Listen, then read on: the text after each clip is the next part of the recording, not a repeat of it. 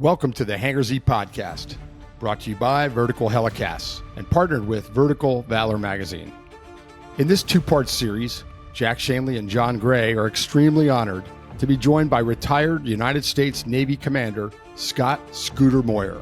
We make our way into the target area. We find our target with the laser-guided weapons that I was describing earlier. Slapshot designates the target. I drop the bomb.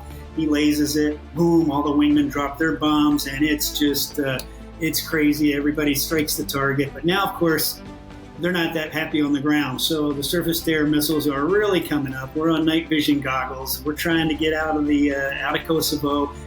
Scott served 21 distinguished years as a naval aviator, flying the iconic F-14 Tomcat. His impressive list of decorations includes the Distinguished Flying Cross, the Meritorious Service Medal, 7 Combat Air Medals, and various other personal and unit awards. Over the course of his career, he logged more than 4,600 hours, 725 carrier landings, and flew over 80 combat missions. Among his many achievements, Scott was also selected to join the Navy's elite Blue Angels Flight Demonstration Squadron, an honor reserved for the very best. Join us as we explore his incredible journey from aspiring pilot to college student to naval aviator to Blue Angel, and eventually a career in commercial aviation. Please like, subscribe, and leave us a review so we can continue to bring you conversations just like this one. Thank you to our sponsors, Airbus, Dallas Avionics, Wysong Enterprises. Welcome to the Hangar Z Podcast, brought to you by Vertical Helicasts. The Hangar Z Podcast is the first and only podcast dedicated to promoting and exploring the personnel and equipment behind the missions in public safety aviation. Still southbound, skidding to a stop. Stand by here. Looks like you're getting ready to bail. Heads up, guys, bailing. Okay, the guy, he's running through the house, jumping the fence, through the shotgun, through something out. Grabbing the shotgun. Don't go over that fence. Don't go over that fence. Grab the shotgun again. He is armed. Stay there. Hold your position. Welcome to the Hangar Z Podcast, brought to you by Vertical Helicasts and partnered with Vertical Valor Magazine. I'm your host, Jack Schonely. With me today is the creator of the Hangar Z Podcast, John Gray. John, how are you today? Glad to be here. I know you are. I know you are. We've been looking forward to this, haven't we? Oh, yeah. Oh, yeah. This is great. And before I actually introduce our guest, I'm just going to tell you a little bit of background and just to keep you in suspense a little bit to our listeners and our watchers. We have a naval aviator on today with 4,600 hours of flight time, 725 carrier landings, 80 combat missions, a Distinguished Flying Cross, a Meritorious Service Medal, 7 Combat Air Medals, and did I mention he was also a Blue Angel? So that's pretty cool. And we are really honored to have Scott Moyer join us today. Scott, welcome to the Hangar Z Podcast. Well, thank you very much. What an honor. Thank you so much for having me here. And I really look forward to this. Scott, this is a highlight for us. And we've talked about this for a while. It all worked out. We're thrilled to have you. We're going to really talk about some great stuff. There's a lot to talk about with Scott. His background's amazing, his journey, not just, being a Blue Angel, that is incredible, but there's a lot more going on there. Scott has a second career after the Navy that we're going to talk about. We're going to talk about risk management.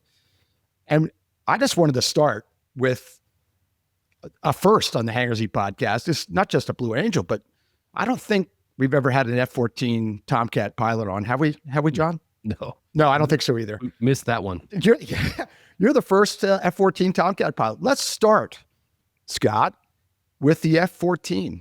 That's your jet, and everybody knows this jet for a lot of different reasons, Top Gun being one of them. But talk to us about the F-14 Tomcat. Well, awesome. Goodness, that's a lot of pressure.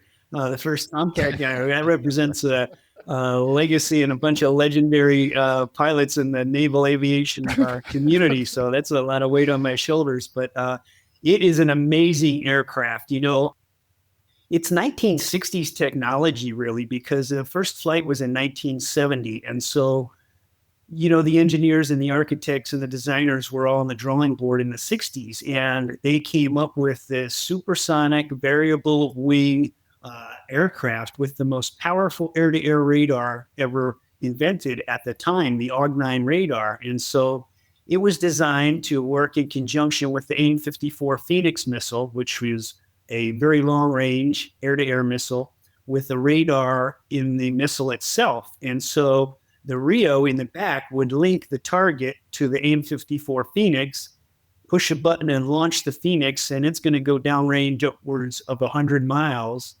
And it's going to take over and detect the target, the bandit, and we can turn, and now we have what we call launch and leave capability. So the Phoenix is going to go down and do the dirty work. We can turn and leave the combat area and go back to the ship. So it was a really incredible state-of-the-art technology back then, and quite frankly, even today. But fact of the matter is, it was kind of designed for the Russia threat, the high seas, thousands of miles of sea space and airspace. And so the Russians are coming over the ocean and we're going to shoot down their bears or whatever. Well, when the Cold War ended, we had to change our mission for the F-14 a little bit. In order to stay relevant, we had to be able to strike targets in more literal environments, thinking Iraq, Kosovo, stuff like that, where no, we don't need to shoot a missile 200 miles downrange. We need to be able to strike a target on the ground. There was hardly any air-to-air threat, for instance, after the first couple of days of the first Desert Storm, and a lot of the conflicts that we've had, there hasn't been an air-to-air threat. But in order to keep the Tomcat relevant,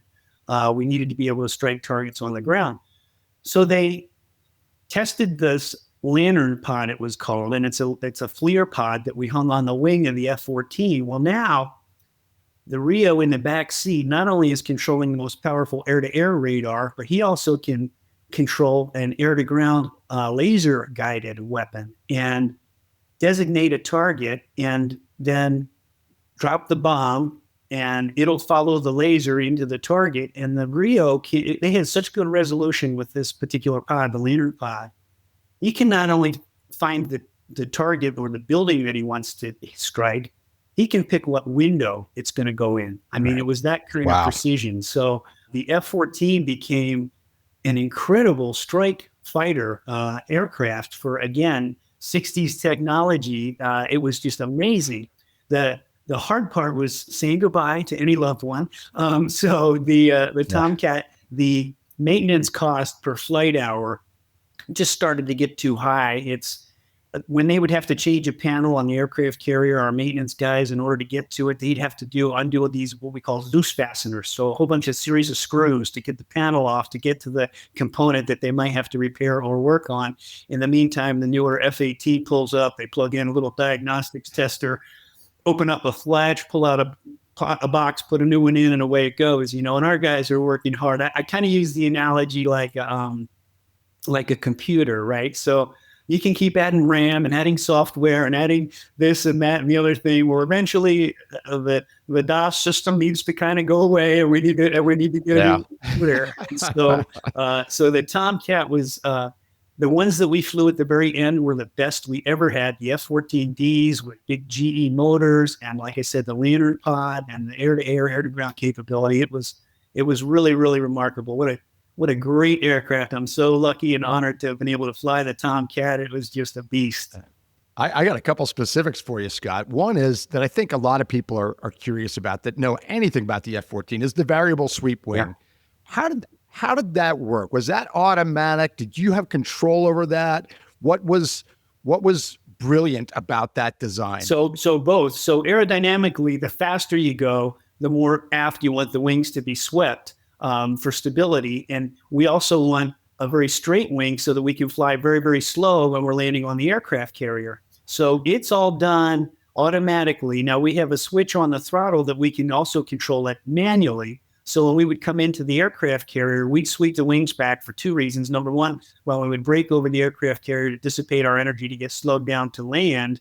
Having the wings back would help with that. And then we'd hit auto and they'd come forward as we slowed down and got set up to land on the aircraft carrier. The other reason, probably more importantly, is it looked cool. Yeah, it did. It's really cool. Yeah. When the wings were all swept back, it just looked awesome. So we'd swing them back just so that they looked good, but also just to land on the ship. So I've read some stuff on the internet about it, and I don't trust any of it. So I'm going to ask Scott Moyer, can you land with the wings swept back? And I mean, I imagine you can do that on a runway, but could you land on a carrier if the wings are all the way fully back? Swept back. I don't think you could generate enough wind over the deck to go slow enough to be that far back. I think they've landed them a couple of times with malfunctions that were a little bit asymmetric, which would be pretty sporty too. So one wing got stuck, so you got one full forward and one like halfway back or whatever. So I was lucky. I never had to deal with that. I was probably not good enough that I would have been able to do it. Oh my gosh, that's it's fascinating. And like you said, I mean, these engineers and designers. This is in the 60s. They're putting this stuff on paper. That's amazing. Yeah. And we flew, the last flight was in 2005. So 35 years worth. I don't think there's too many people driving 35-year-old cars, let alone these supersonic jet fighters for 35 years worth. It was pretty darn impressive. Yeah. And I believe, correct me if I'm wrong, I believe they're still out there. Iran has F-14s. Is that correct? As far as I know, they still do. We never sold them any weapon systems, but the deployments that we were on over there, we always talked about how cool would it be to meet an Iranian F-14 at the Merd and dogfight with one of those. That would be awesome. Yeah, that would have been cool. Very cool. And the last thing I have on this is you were there for that transition where it went from air to air, air superiority to air to ground. That was kind of in the 90s when you were flying that. What were you involved in the testing of that, or tell us about that time and that transition? Yeah, it was really kind of interesting because a little like the glossy history or whatever was, there was a friendly rivalry between the fighters and the attack guys on the aircraft carrier and in naval aviation, right? So we're fighter guys, we're not attack guys. Well, the first Desert Storm, there's no real air threat, so we don't have much of a mission. And in the meantime, the Air Force and our A6 brethren are getting all kinds of media and press, and they're striking the targets and killing the bad guys. And we're escorting them into the enemy territory, making sure that this air threat is non-existent. And then they drop their bombs and then leave, and we're going to wait a couple minutes and then follow them out, make sure nobody's chasing them out. So we had a great view, but skylight view of all the strikes going on down there. However, we're not getting any press. Nobody's shooting anybody down rear to air. Well, so then the fighter brothers from out in Miramar, who were all about fighter, not attack, all of a sudden kind of were going, wait a minute, we need to figure something out here. So they kind of ate a little humble pie and said, we could drop bombs too. Hold on, wait a minute. Or don't forget about us. And so the Tomcat is a very, very good bomber. And so when that first came out, I was an F-14 instructor at the time when we first started developing the strike capability. And so I was able to help teach the guys that were learning that process at the entry level stages when it first came out. And it was really, really cool. And it was just a great program. Yeah. And then you got to practice it in real life. We're going to talk about that in a little bit. Yes, indeed. A few times. John, do you want to tell Scott about your F-14 that you had? Oh yeah, mine wasn't as advanced as yours. Mine was a little metal one. It was about this big. But as a kid, I was born in 78, and so about the time the Top Gun came out, that was probably the most influential time in my life as it pertains to movies and whatnot. And so I remember watching that movie, and I was blown away. So the first thing I did was ask my parents for one of those little die-cast metal toys.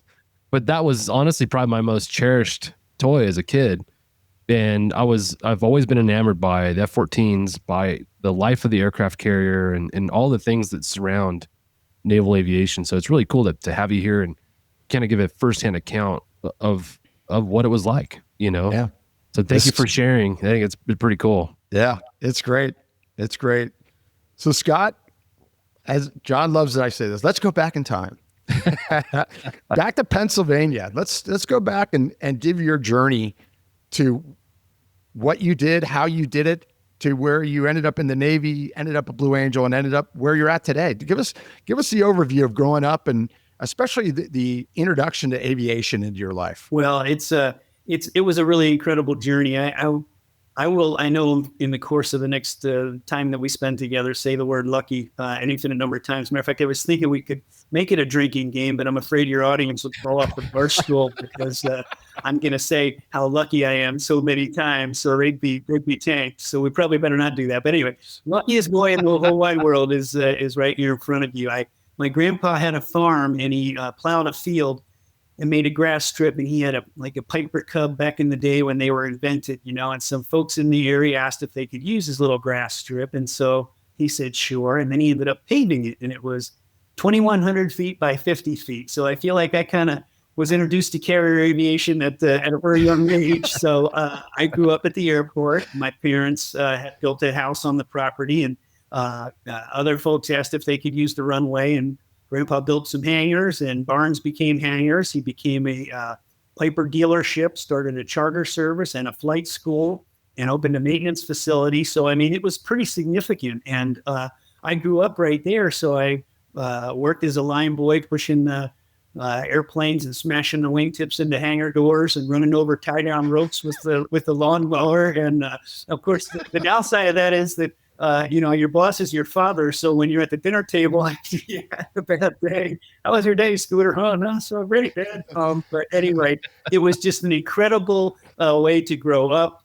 The folks that hung out at the airport were just great people. Jim Davies, our dear friend who's connected us, I have to give him a shout out, right? So, of course. It was Jim's the best. A great way to grow up, riding motorcycles, dirt bikes, snowmobiles, and flying airplanes, and all the cool kids in high school that had their hot rods and stuff. So I would say, hey, you want to go for a plane ride down to the Atlantic City or go down to Ocean City in an airplane? And so take that, tough guys. But it was just incredible. What a great way to grow up. Very, very lucky.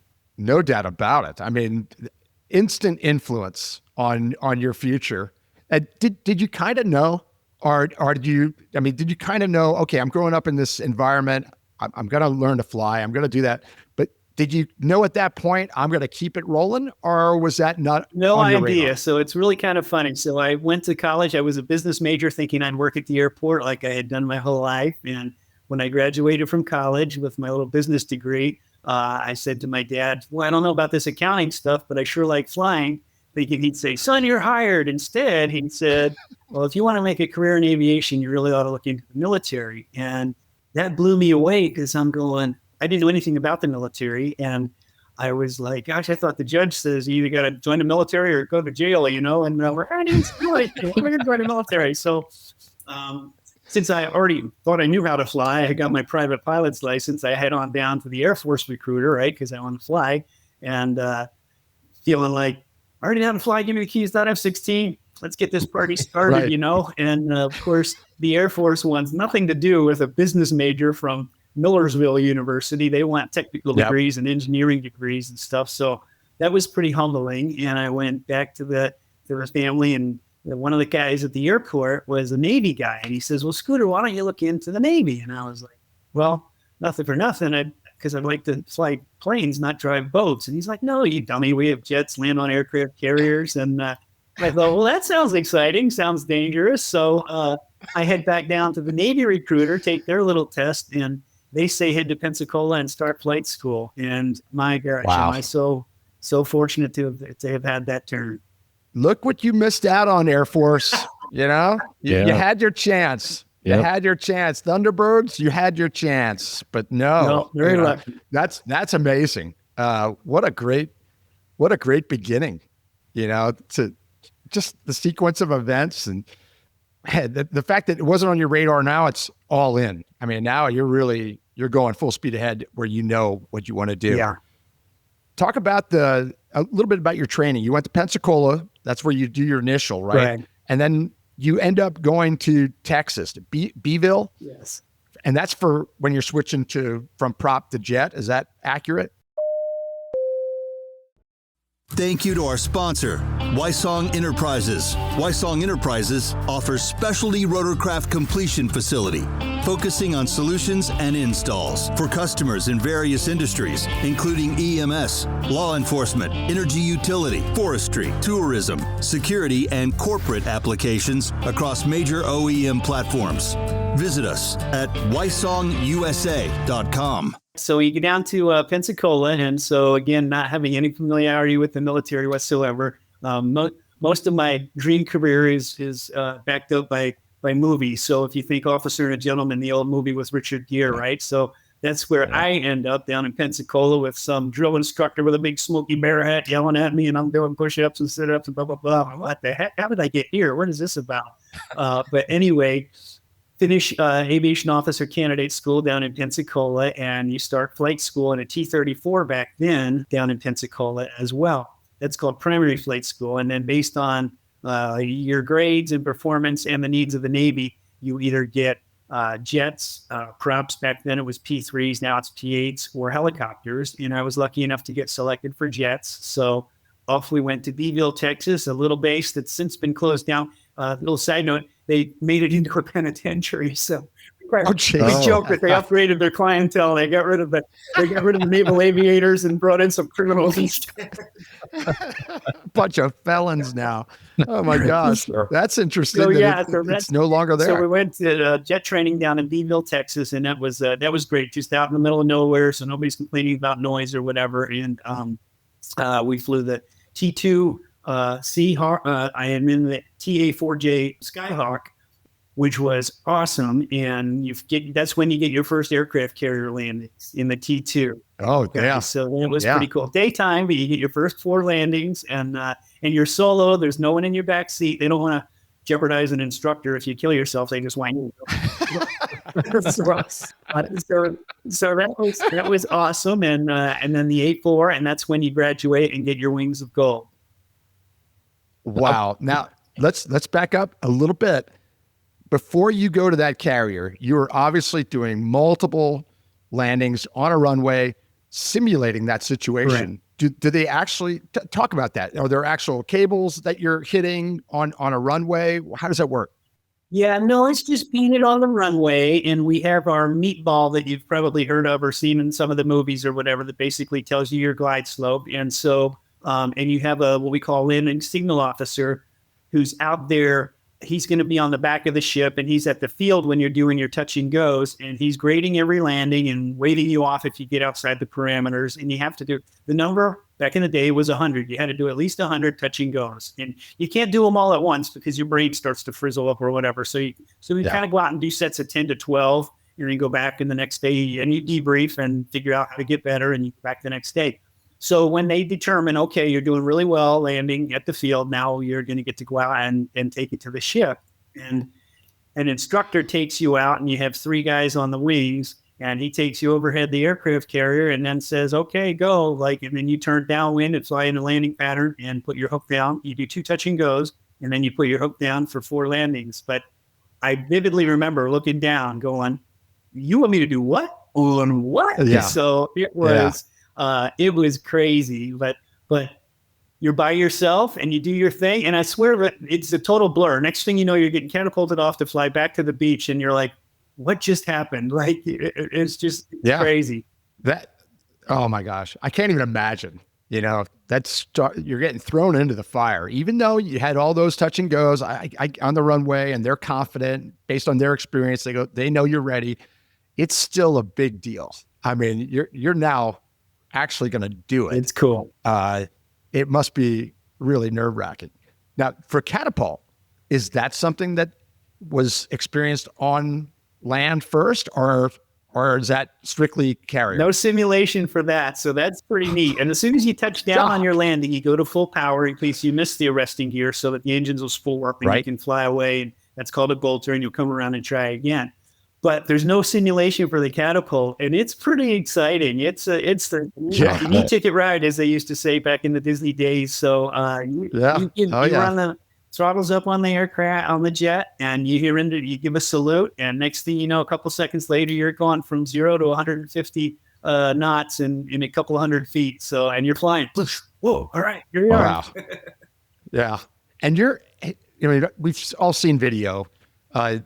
We don't know, except John experienced it with his model a couple of times, but we don't know. But you go hands off on when the Catapult is actually launching you. You are hands off the controls until a certain point. Talk about that. Why is that? And how does that work? Yeah, as soon as you come off the deck, so you just you have your hands on behind the control stick and the throttles, but you're just keeping them full throttle and your hands back here because the aircraft's already trimmed up to fly. So you don't want to mess with it. So As soon as you get off the end of the deck and it's up in the air, now you grab the control stick and away you go.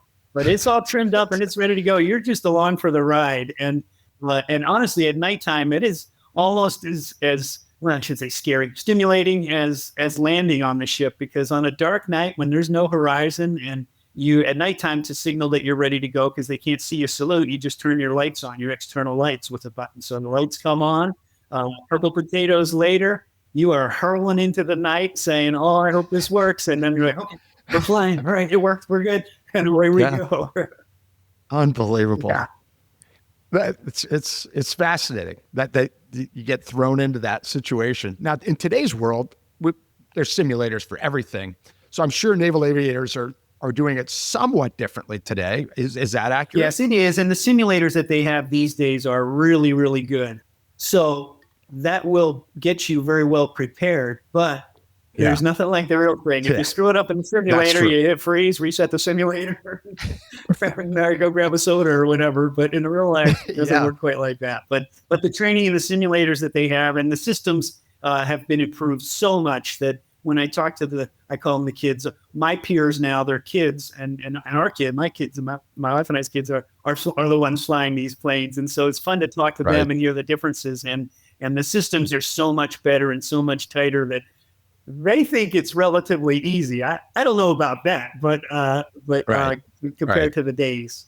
Wow. I have to ask, in aviation, we have a lot of traditions, and a lot of those traditions go with first. Your first solo, something happens, down the line. So the first time you land on a carrier, do you shut down? And if so, what's the tradition? How are you, I don't want to say hazed, how are you celebrated as a result of that first question? Yeah, no, I don't think that there was anything really for your first landing. You're now a tail hooker.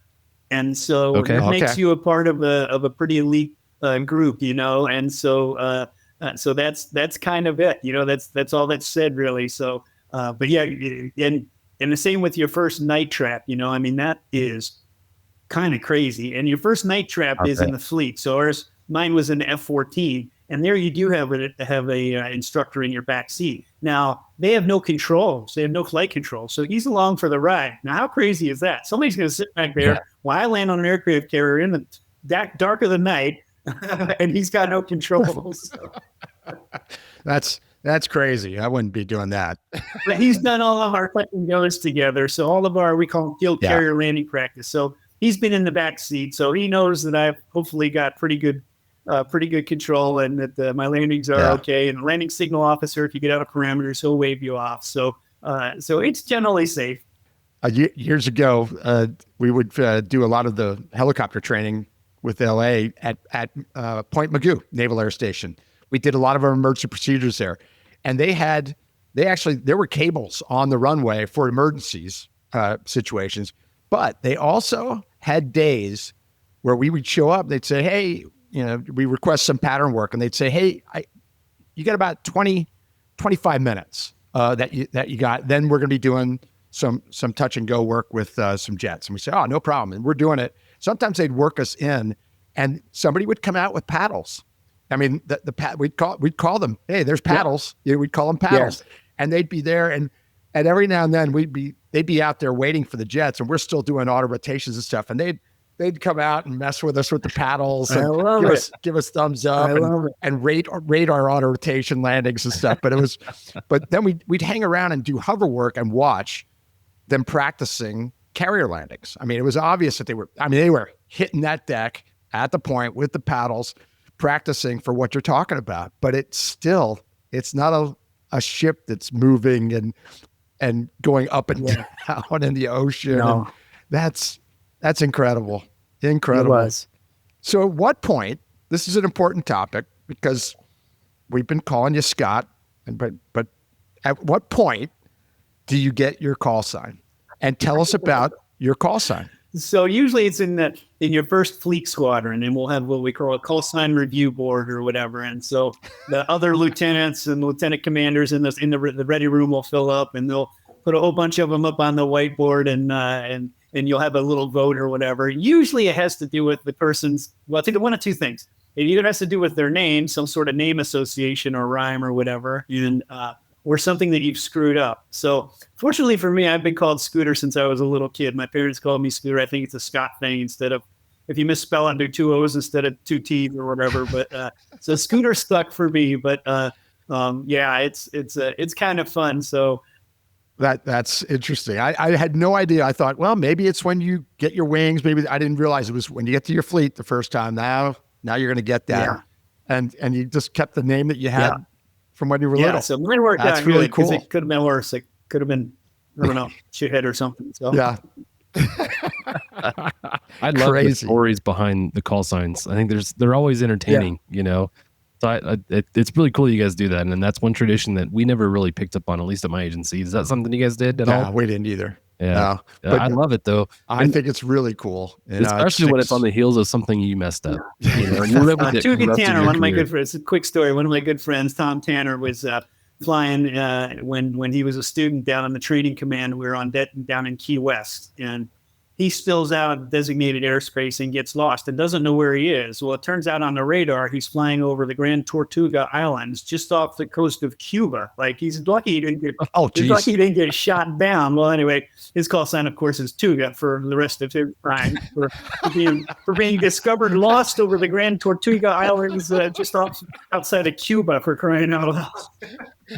Every day for the rest of your career, you're reminded of the time you got lost. I mean, oh my God. Yeah, Scooter's good. Yeah. You did good there, Scott. All joking aside, flying over land, we've got all kinds of navigation aids to help us do what we do. Flying over the ocean and at the altitudes you guys are at, that's got to be somewhat challenging outside of the navigation equipment you guys have, right? It is. Once you get outside, the carrier has its own TACAN, so it's got its own, but navigation. But yeah, and so to date myself, we had the old IRS systems or whatever, and they would drift. This is all pre-GPS. Now it's pretty hard to get too terribly lost with the GPS systems that they've got. But back in the old days, you had to kind of make sure you knew where the heck you were, because you could actually get lost out there. Yeah. Oh yeah. There's no visual cues, Yeah, we call it blue water operations. And so when the carrier gets out so far that you, like when we go on deployment, whether it's off the West Coast out of San Diego and you're going across the Pacific, or out of Norfolk here going east over to the Med, there's a certain point where you can't fly if you have an emergency with your aircraft or something like that you can't go back to land and land. So we call that blue water ops. You're out there now. And so they'll have to launch a tanker to refuel you or do whatever, but you're going to land on the ship or eject because there's no land base near you. So blue water ops is you have to get certified. Like when we do our training, we go out and simulate blue water. So you're going, okay, we're not going to divert. Well, there again, almost like the simulator, you can still hit pause. If you really do have one, you can go back to Oceania and land. But we're going to pretend that we can't for this exercise. And when you get certified, then the aircraft carrier can actually go on its deployment. Yeah, and these are the things that make naval aviators unique and special. I mean, it's really unique. Yeah. Just the landings and takeoffs off a carrier, that's amazing. But the navigation, the over water, it's very unforgiving if you have something go terribly wrong. Yes. Not a lot of options. Like you said, you're either landing on that deck or you're ejecting. Well, that's that's pretty defined. There's not a lot in between there, is there? I've got a question to ask here. As far as weather limitations, did you find yourselves were there limitations involved with the launching and also the return to deck, and what that looked like for you guys? Limitations like what? I'm sorry. Weather limitations. I know visibility is not an issue, but if you had rolling seas or above a certain height or something like that, that would happen from time to time. And generally, we could shoot down to about 100-foot ceiling and not much visibility, which was awesome. Wow. We never like to do that, of course, obviously. And generally speaking, the beauty of an aircraft carrier is they can navigate to some place where the weather's better. So the captain of the ship's working his radar, and he's doing his thing as much as he can. Now, that said, there's times when we've landed on ships and in general, the landing system that the aircraft carrier has can keep up with up and down movement. When it gets really sporty is when you get what we call a Dutch roll, because now you have a rolling movement as well as the up and down. And so now the landing signal officer will be out there on the back of the boat, and he's watching you as you come aboard. And if you get out of sync with the ship or whatever, he'll wave you off. And this might not be anything that you've done wrong. You might still be on the parameters, but you're out of sync with the ship. And so you just need to wave off and try and come around and try again. If it gets really ugly, we have a thing that they rig called the barricade. And that's this huge net that they stretch across the landing area. Now, this is really dangerous because this is a one and done shot here. So they'll guide you down and you'll land and get stopped in this huge big net of a barricade. Now, it's going to do damage to the ship, to the aircraft for sure, but it's not going to destroy it or total it, and you can recover the aircraft. I've only known of a couple of those, and I don't know of anybody that's done it in the last probably 30 years or 40 years. So it's pretty extreme for them to have to do that. But those are kind of the measures that they can take if they have to. Did you ever experience a weather environment where they said no one's flying today because the seas are too rough or whatever the situation is? Yes, I would say both. There was a few occasions where the captain would just say, no, not today. It's too rainy or whatever. And then I would also say there was one that I still remember where you're up on the flight deck. You're going, there's no way they're going to launch us. There's no way they're going to launch us. Next thing you know, they're taxiing you up to the catapult. It's driving rain and hardly any visibility. And you can watch the aircraft carrier going up and down. You're going, there's no way they're going to do this. Next thing you know, you're flying. You're going, what? Wow. Well, now we got to come back and land on this dang thing. So you do your mission, your training, whatever. You fly for an hour and a half. And now you come back and you're just hoping that by then the captain has found a little better sea state or better weather or whatever. But so I have experienced both. When common sense took it over and they said, no, we're not flying. And I vividly remember one going, you're kidding me, right? Yeah. Yeah. So you're thinking about your landing before you even take it off. You're going, oh my gosh, the landing is the hard part here. Oh my gosh. So with all the technology changes on the topic we're talking about, landing, launch and recovery on an aircraft carrier, do they still have someone out there with paddles in 2025? Are there still somebody out there with the final say? Yeah. So it's not literally paddles anymore, but he's got he's obviously on the radio and he's got what we call a pickle. It's a little trigger that he has that's going to send flashing red lights and tell you to wave off if you get out of sync, but they're still out there.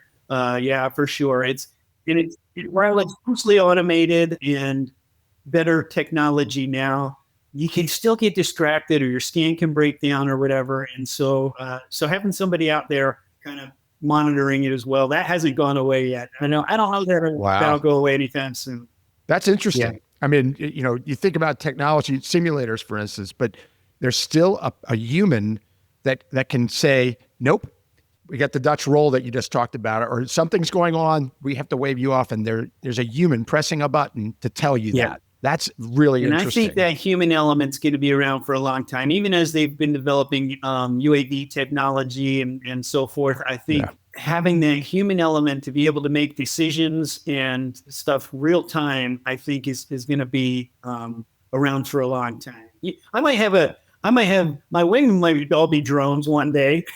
So, whatever Tesla vehicles, kind of guys on my wing or whatever that look over and have a pilot in there. But there's always going to be, in my opinion, there's going to be a human element to every strike, every mission. Thanks to our sponsor, Dallas Avionics, who provides innovative products to law enforcement, the Department of Defense, Homeland Security, military, air medical, search and rescue, and special missions operations. Dallas Avionics distributes OEM equipment, including communications equipment, digital audio systems, PA systems, flight tracking, and other mission-critical devices. Visit DallasAvionics.com for more details. Very interesting. Let's go back. That was great. Great discussion about those things, because it's fascinating that most aviators don't know about this topic. You know, you have to experience it, you know, like you did, Scott, and really, really cool. But let's go back to Beeville when you ended up, Scott won't tell us this, but I'll tell our audience, you ended up first in your class and at the jets part of this training. And then they asked you to do something that I think sounds very unique. You can tell me if I'm wrong or not, but they asked you to stay. Tell us about that. Yeah, that was kind of interesting. So if you're fortunate enough to finish at the top of your class, and based on the needs of the Navy, if they're short of instructor pilots or whatever, they will every now and then, on occasion, grab a pilot and they graduates and keep them on and make them an instructor pilot. And so that was pretty neat for me, because I went from one day being a student, Lieutenant J.G. Scooter, to the next day being an instructor, Lieutenant J.G. Scooter. And so now they send you through a little bit of a syllabus to teach you how to be an instructor or whatever. So it's not quite night and day, but it was really, really cool, because it gave me 2 years of flying the A4 Skyhawk, with an awesome plane, Vietnam era jet, single engine, single seat. In the combat ones, we flew the 2-seater, the training version of the A4, but it has a 720 degree per second roll rate. The A4 does. So 1001, you would have done 2 aileron rolls in that time. Wow. It's really, really cool. What a really cool airplane. So to get to fly that and build more flight time and experience really helped when I transitioned to the fleet. So when I finished as an instructor in Beeville after my 2 years, that's when I got assigned F-14s out in Miramar. And so having those couple of years of flying experience in the A4, I think was really helpful as well. Of course, during that time, your peers who are out in the fleet, they've already learned to fly their F-14 or F-18. They've gone on a deployment. They've landed on aircraft carriers. They've pulled into ports in the Med, and you're hearing all these cool stories. And you just, I know for me, I just couldn't wait to get to the fleet, so we'll let they called it CERGRAD, selectively retained graduate, I think it is what it was called. So the CERGRAD tour was really cool, and we had a great time in South Texas, one traffic light town in Beeville, and it's mostly all day flying, so that was cool. And being an instructor was rewarding too. So that was all. It was all good, but I was anxious to get to the fleet. That's what you joined the Navy for. So we're ready to go. Yeah, of course. How much would you say your early time, growing up at the airport, all the early flying you did, just being around that community, how did that help you in the early part of your career? One of my favorite things, I would say, and I don't think I'm joking, 3 flights in primary. I mean, the military training and flying that we did was so unlike anything I did growing up, and saying, hey, Dad, I just finished, mowing the lawn. Can I go get some touch and goes and then little Piper over there? Yeah, you bet, Scooter. Have fun. Go do my thing. And then, like I said, I thought I knew how to fly. And in the Navy, my goodness, your first flight or two, they're teaching you how to do single, loss of engine, apples and lapples, we call them, or whatever. And man, you're learning procedures and systems. And while it was helpful, quick side note, one of my friends that went through AOCS with me, Paul McGuire, PK from Boston, his first flight ever on an airplane was on the airline going down to Pensacola to start AOCS and eventually flight school. Well, he's asking me, how do they come up with the numbers for the runways or whatever, And I'm going, oh my gosh, dude, you got a long way to go. So growing up on an airport, having a sense of flying, having the seat of the pants feel, not getting airsick. Another friend of mine was got airsick every flight in flight school and training, and great big guy, Rob Powers, and he would puke, and the instructor would take the controls, and the instructor would be like, you want to go back and land? No, I'm all right, keep going. So he kept on going, made it all the way through flight school, and got his wings. He became a helicopter pilot, and because he didn't want to go fast. he wasn't into that. But anyway, so being aeromedically acclimated or whatever, growing up as a baby flying airplanes, I think those things helped, and having some essay as to how they come up with numbers for runways, and some of those things helped. But boy, the training in the military after a handful of flights, man. You're way past whatever I was doing in my little Turner Airport Piper Cherokees, you know? It's time for your Heli Life giveaway buzzword. Listen up and remember this word because you'll need it to enter for a chance to win exclusive Heli Life gear. Ready? This episode's buzzword is rotor. Visit contest.verticalhelicasts.com to enter the buzzword. Yeah.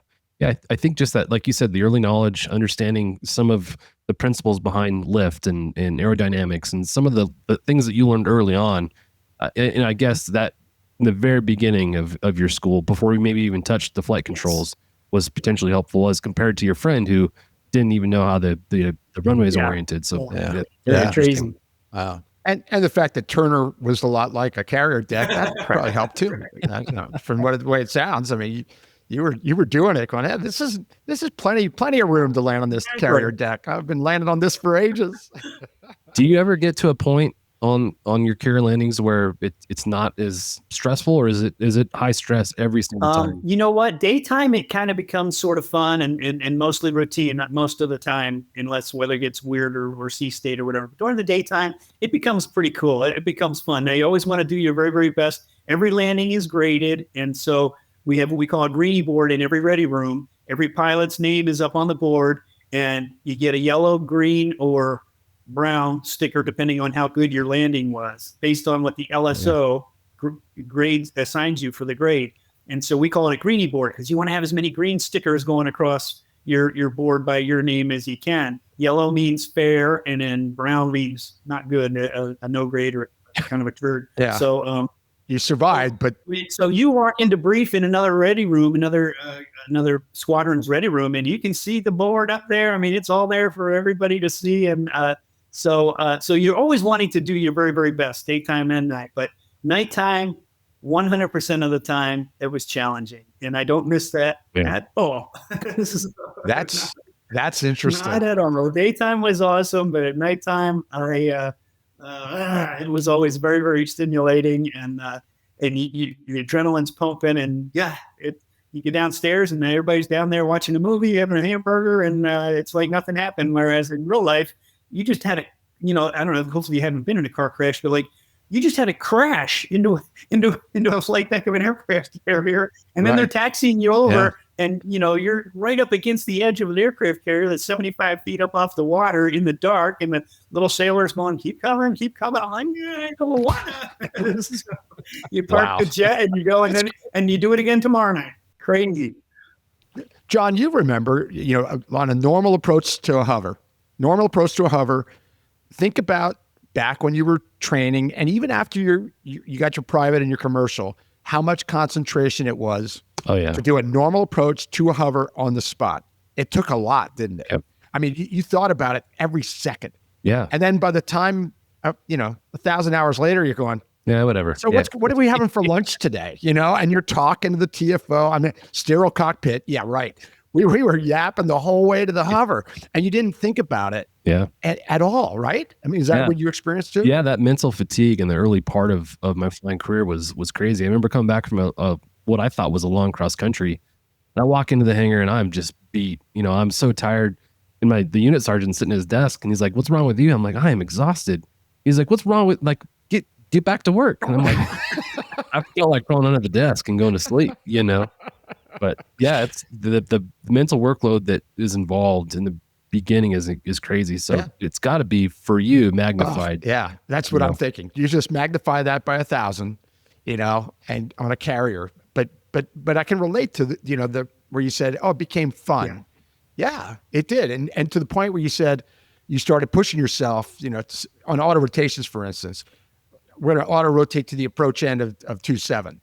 Okay, but then it became no. The skids have to stop at the point of the 2 or the first dash, and and before you know it, you're doing that and you're not thinking anything of it. But in the beginning, every amount of mental and physical is going into it. So times 1,000, here we are with Scott talking about this. I just can't even imagine, what an adventure. What an adventure. Did you guys have any slogans? One thing that we said was aim small, miss small. So we would aim to for a very small place to put the skids down, like Jack was talking about. And our goal is to get on target. But if you miss just by a small hair, it's better than, oh, just put it down anywhere on the ramp. Did you guys have any similar sayings or strategies like that? Well, not really. We always wanted to hit the 3-wire. That was the target. So there's four resting gear across the back of the aircraft carrier, and number 1 is the one closest to the ramp or the round down. If you get that guy, that means you probably only had about 3 or 4 feet of clearance with your tail hook coming across the back of the ship, of the aircraft carrier. So you don't want to be quite that low. And of course, if you go too long, you'll miss number 4, and then you're going to bolter. So if number 1 is the one closest to the back, then comes 2, then 3. Well, right in between the 4, your tail hook would touch down and grab number 3. So that's the 3-wire, and that was with the lens is targeting. That's what the instrument approach is targeting, right in between the 2 and the 3-wire. And then it's kind of interesting because if you took the angle of attack and you increased it a little bit, that would drop your tail hook down even lower. And if you flattened out, your tail hook's going to be higher. And so you have to have what we would call meatball, lineup, and angle of attack. So meatball is your glide slope. Lineup, of course, is your center line. And then you had to be right at the right angle of attack so that your tail hook would be at the right height to grab the 3-wire. Yeah, wow. Crazy. Now, how common were bolters, and did you ever experience one? Of course, yeah. I was lucky because I don't think I ever boltered twice. So when I boltered, I was able to come back around and land. If you get, especially at nighttime, you have what we call a night in the barrel. One of my best friends, Webb Kaler, tells us just a great story of his. I think he had their in-flight refuel like 2 or 3 times, and he would just struggle and bolter at night, miss a couple times. Now you're running low on fuel. You got to climb up in the dark, find the tanker, plug into him, in-flight refuel, try again. Some poor guys have had nights in the barrel, and you just feel for them because everybody's downstairs in the ready room watching all the recoveries on the monitor up in the thing. And so, you kind of joke about the other squadron being messed up, right, or whatever, that guy's struggling or whatever. But truly, you always feel for somebody who's, no kidding, having a night in the barrel, because, that gets internal. That's hard work right there. That's frightening. It gets into your head now. Yeah. Something that you've done many, many times, and it's getting in your head, I can't do it now. And you have to do it. You have to do it. Wow. Yeah. That's incredible. No, everybody's had a bolter or two, but hopefully you avoid the night in the barrel and you come around and get it the next time. So let me ask you this. On your first bolter, you talked about it, that you're grabbing that wire and you're giving it full throttle every time, preparing for that bolter. Does the bolter surprise you, or did you know?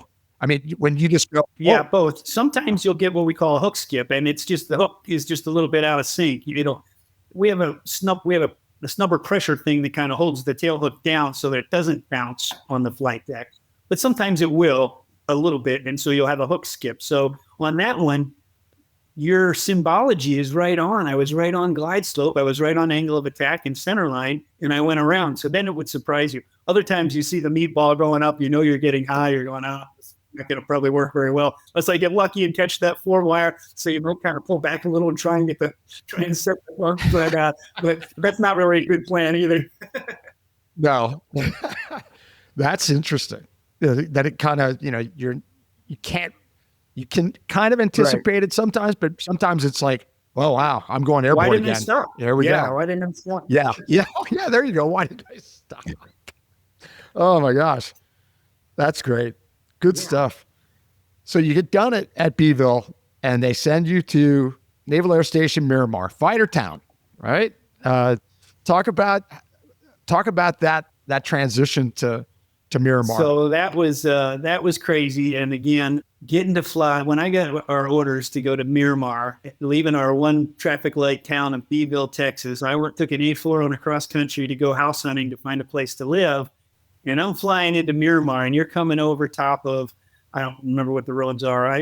What do they call them? The 15, the 163, the this and that. I'm looking at like 20 lanes of traffic going north and south as I'm coming into Miramar and going, whoa, this isn't Beeville, Texas anymore, babe. So, but gosh, I land, and there it is painted on the side, just like in the movie Fighter Town, USA. And I'm going to fly F-14s in Miramar in the 80s. The Top Gun movie had just come out a couple of years prior, and that was pretty epic. What a great time to be flying flying F-14s in San Diego. So we had a really, really great time. I was, having been the surgrad, I was just trying to get through the syllabus as fast as I could. And I wanted to be assigned to the first carrier, that's the first squadron that's going to be on a carrier that's going to deploy, because my friends had all done deployments and I wanted to get out to the fleet, right? That's what we joined the Navy for. And so I was kind of chomping at the bit. So I was able to finish the F-14 syllabus, and one of those things, careful what you wish for, right? So I get assigned to Squadron VF2, the bounty hunters. We're going to be assigned Air Wing 2 on board the USS Ranger. And I check into the squadron right around Thanksgiving in November, and we leave the first week of December. So 2 weeks later, I'm on deployment heading across the Pacific on the eve of the very first Desert Storm. So goodness gracious, like I said, be careful what you wish for, because next thing you know, I'm going, man, I hope I was paying attention when they were teaching you to fly this F-14, because it turns out we're about to employ this bad boy. And we went directly, we stopped in the Philippines for about 48 hours to pick up ammunition and steamed right over to the Gulf. And if my memory serves me, it was something like Saddam Hussein had to be out of Kuwait by like January 15th or something. We pull into the Gulf on the 15th, and I think the war began on the 16th. So I am a brand new nugget lieutenant, just learned to fly the F-14, and it's the night one of the war, and I'm getting catapulted off the front of the aircraft carrier in the dark to fly the first missions of the first Desert Storm. Ooh.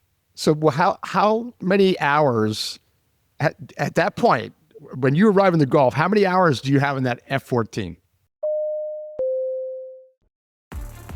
Thanks to our sponsor, Airbus. Airbus provides the most efficient helicopter solutions to its customers who serve, protect, save lives, and safely carry passengers in demanding environments. Its civil and military helicopters are flying all over the world, making missions possible. Visit airbus.com for more information.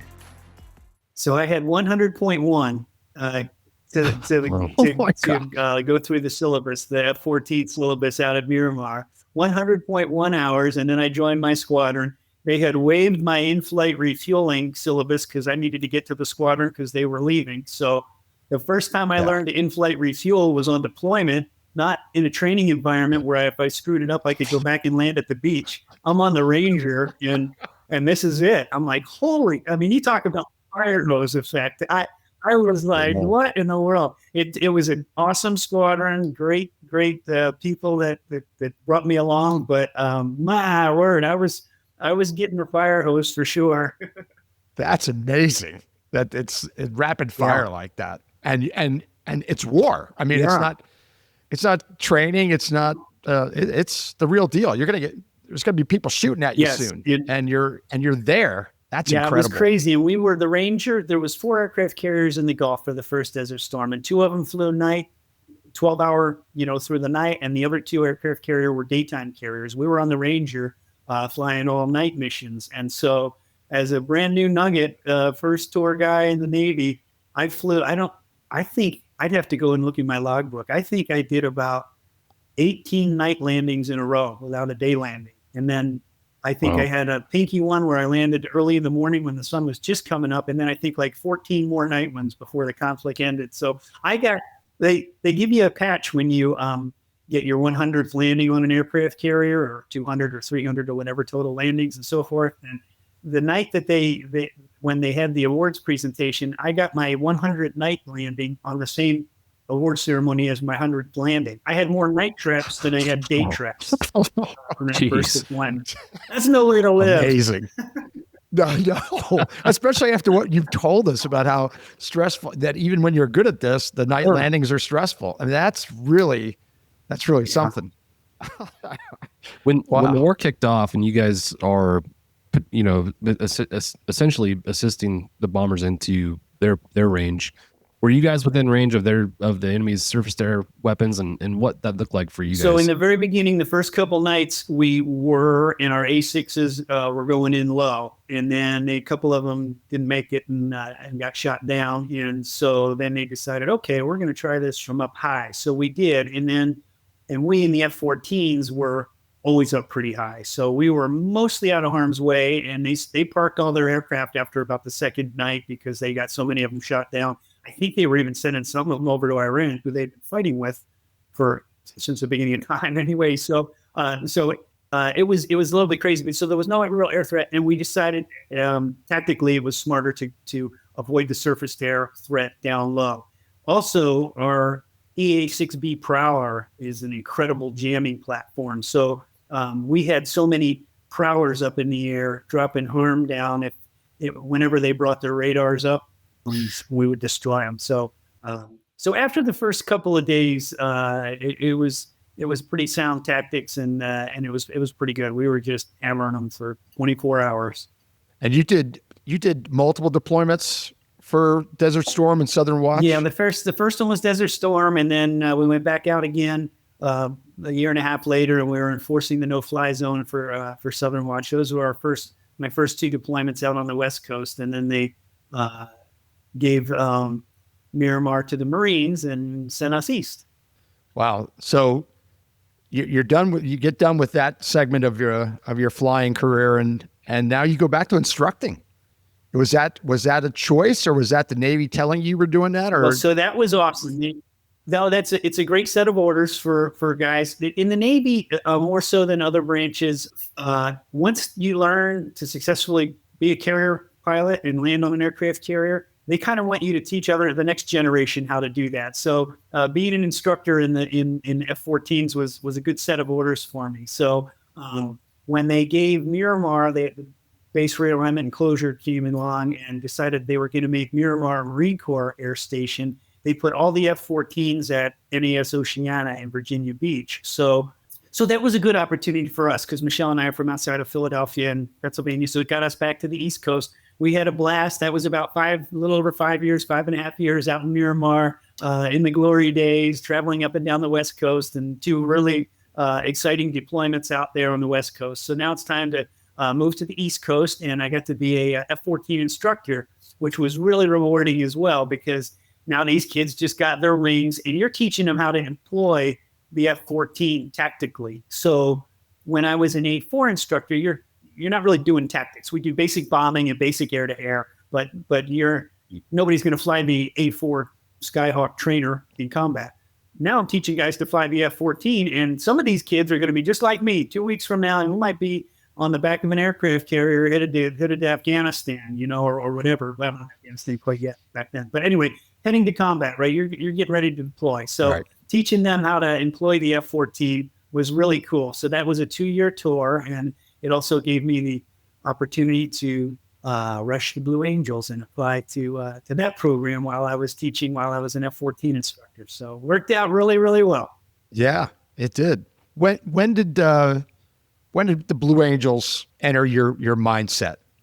Well, so I grew up at the airport at Turner Field, right? And they used to fly at Willow Grove Joint Base on Joint Reserve Base. And so our little airport was underneath their traffic pattern. So we would have to shut down for the weekend when the Blues came to town. And then they would let us come over on Fridays to watch them practice. So this was back in the F4 and then the A4 days. So I was, of course, familiar with the Blue Angels, but it never, ever really dawned on me that I could have a chance at that. And then when I got selected to fly F-14s and I was out in Miramar and some former Blue Angel fighter pilot legends were out there, and they were just the coolest, nicest guys, most humble guys you could ever meet. And then I kind of thought, I wonder if when I have enough flight time and if I would have an opportunity to apply to the team anyway, but never thought in a million years that it would come true. And it didn't come true the first time, right? No. So you have to have done a fleet tour. You have to have, at the time it was 1,500 hours. And then you travel when they start interviewing after the first show in March. You can travel and go to a couple of air shows and get to meet the guys. They get to meet you and look into the program a little bit. And the first time I got a letter in the mail, I didn't get an interview. I got a letter in the mail. Thanks for your interest in the program. Good luck in your Navy career. Darn. I was right at the kind of the minimums for the flight time. So I wasn't really expecting to get picked up that time anyway.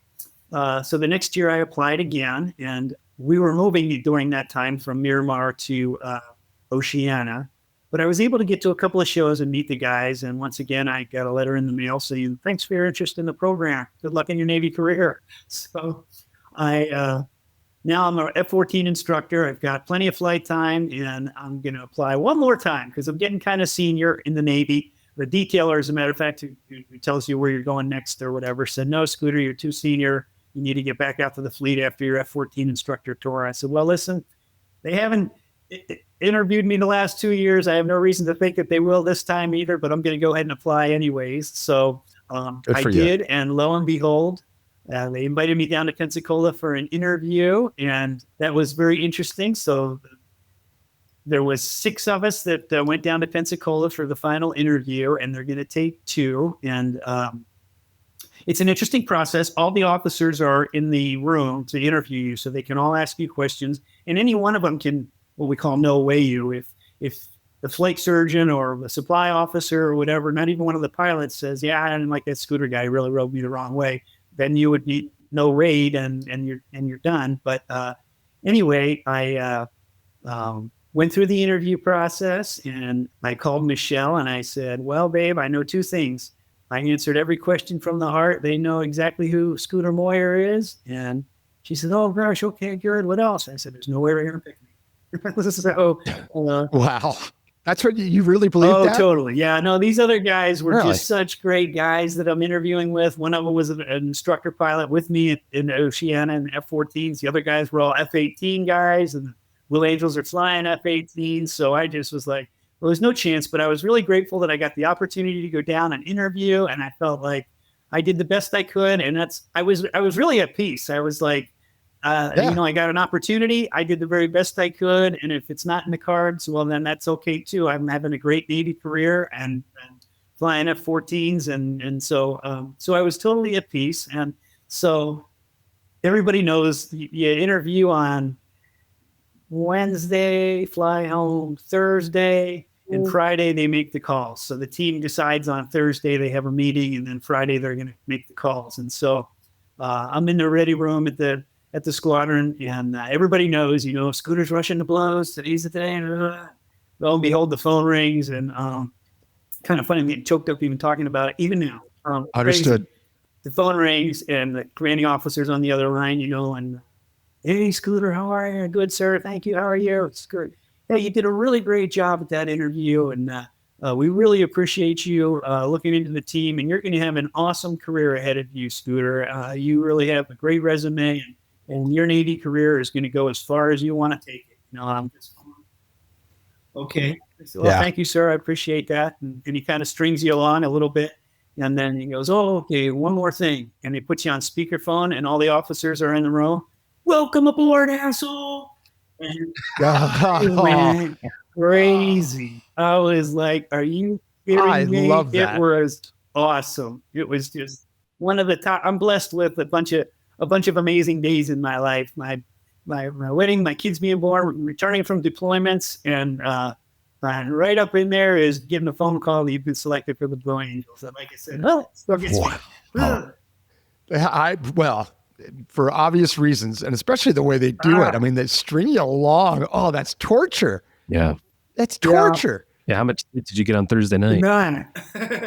Yeah. None. That's amazing. I didn't know it was really, really cool. That way.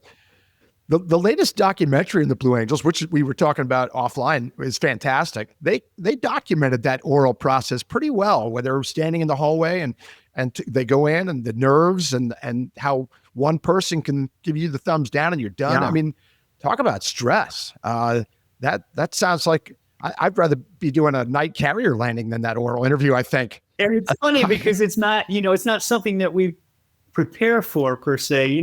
We're pilots. We're just knuckleheads.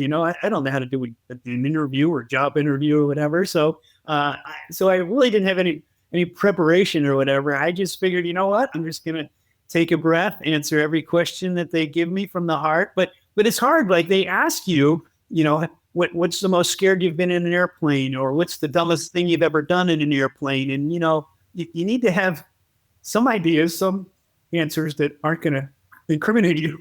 So but we've all been scared and we've all done dumb things, and that would really kill you, make you stronger or whatever. So you just formulate some things in your mind and go, okay, yeah, that was pretty dumb, but you always want to try and turn it into a positive too. And this is what I learned from it, and this is what I shared with my ready room to make sure that this wouldn't happen to somebody else. My example was a fuel situation. I was on a cross country, and we got these new F-14Ds, and it calculates your fuel, your arrival fuel, and everything. Man, this is awesome. Well, what it doesn't do is count for variable changes in the winds, right? So I'm flying back to Miramar across the country, and I'm about over Colorado, and now, it says I'm going to land with, I don't know, whatever, hypothetically, 4,000 pounds. Now it's saying 3,000 pounds. Now it's updating, and now it's saying 2,000 pounds. I'm like, oh, we're not getting any closer to Colorado. The winds have obviously picked up. We're in the jet stream or something, and so we as aviators and Navy anyway didn't necessarily always do the very best cross-country planning. We would use our skill government black pen and say, okay, we can go like 3 of those across the chart.